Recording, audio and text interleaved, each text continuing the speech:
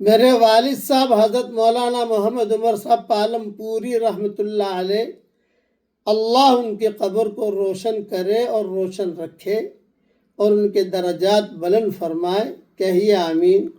وہ ایک بات فرماتے تھے، کہتے تھے دنیا بھر میں گھوما اور بہت بیانات کیے، لیکن 2 رکعت نماز میں ایسی نہیں پڑھ سکا ہوں کہ جو میں اللہ کے دربار میں پیش کر سکوں۔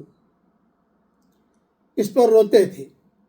اس لیے مدینہ منورہ صاحب کو ایک نصیحت کر رہا ہوں، اور میں اپنے آپ کو بھی نصیحت کر رہا ہوں کہ کوئی کام ہم ایسا کریں جو اللہ کے سامنے ہم پیش کر سکیں چپکے سے۔ اور سب سے آسان کام ہے چپکے سے اللہ کو یاد کر کے اللہ کے خوف سے آنکھوں سے آنسو نکال لیجئے آپ، بس یہ بہت بڑا کام ہے۔ یہ کوئی دیکھے نہیں، اللہ کو یاد کر کے صرف اللہ کے خوف سے آنکھوں سے آنسو نکل جائے، بیڑا پار ہو جائے گا انشاءاللہ۔ اللہ تعالی ہم سب کے لیے دونوں جہاں کی سرخروئی کا اللہ فیصلہ فرمائے۔